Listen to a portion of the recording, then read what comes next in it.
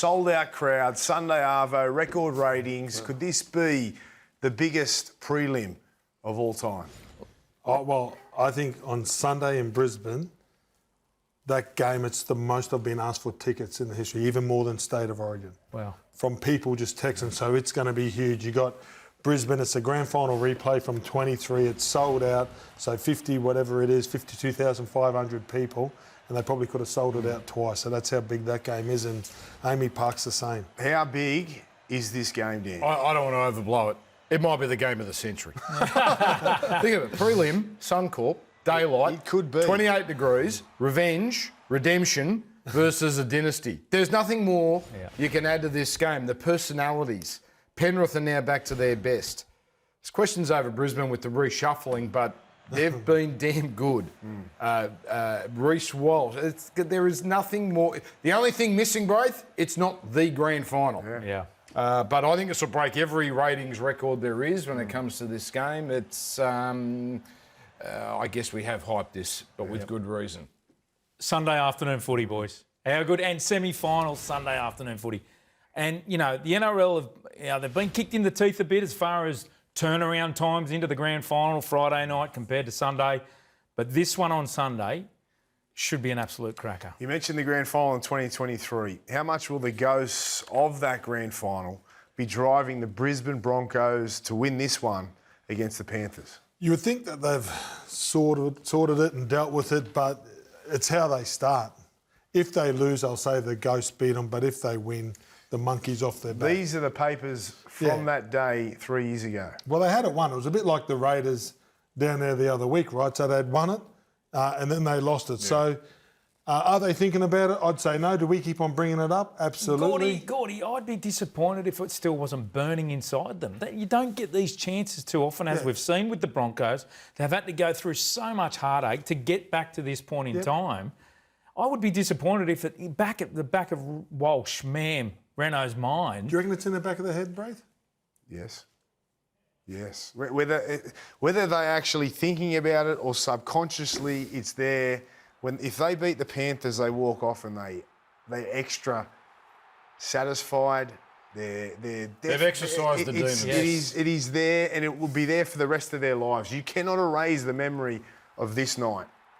Whether they win or lose, even on the weekend against Penrith, this it could haunt them forever. But a win against Penrith and a win in the GF the week after, it does erase this.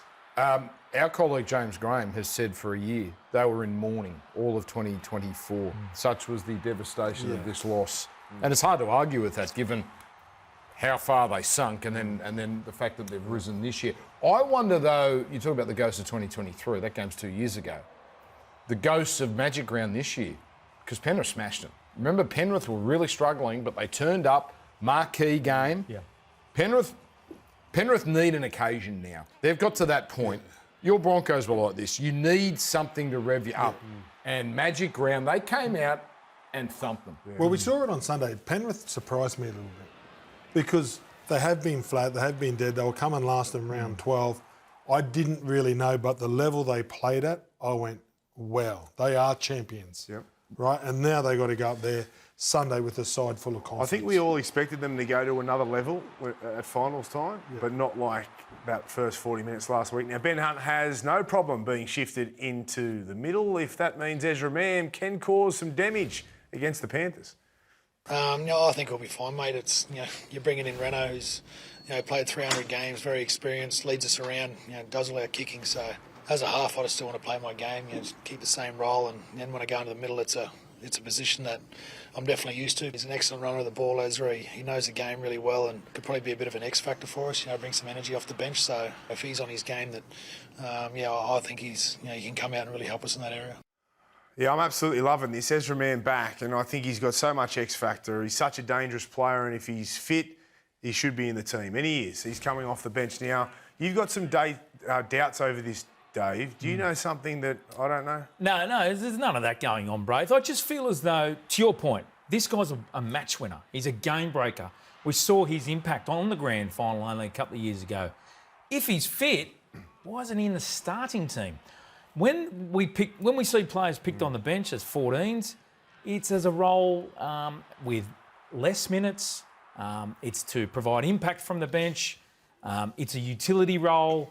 So there will be a time throughout this match that we're waiting for Ezra to get onto the field. But he will come on. You think that Ben Hunt will go to 9, wouldn't you? Well, you would think so, potentially. Because that's what Dog said last night. It's like he might But have this is a prelim, Gordy. Yeah, but What are we waiting The for? advantage is that they've got such an experienced spine. They've got Reece Walsh out the back who's so lethal.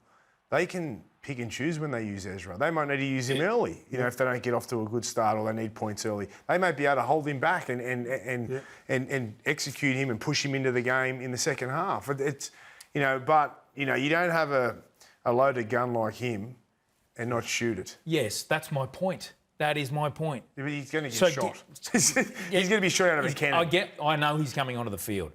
My injury or concern? So it's a hamstring that cost him 6 weeks. Yeah. So he's coming back after 6 weeks out. Yep. So there's nothing tentative about that. Like there's nothing like. Have you done a hamstring? I have, and coming off the bench is probably the right thing to do. Because you can monitor it to a degree.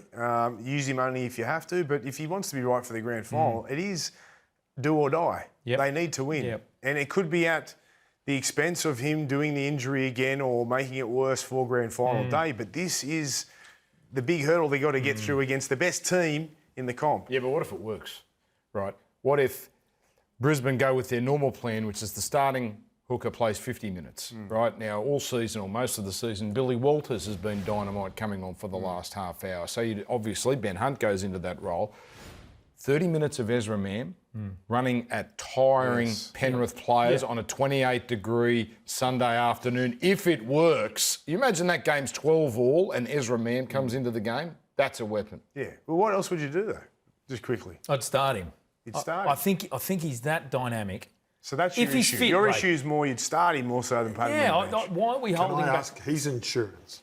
Yes. Adam Reynolds and they haven't played for 6 weeks. Great Hamstrings, insurance policy. hamstrings, you never know. So if Adam Reynolds pulls a hamstring, Ben Hunt goes to 7, he comes to 6. I mean they're spoiled. They're spoiled as far It's as a their choices. luxury.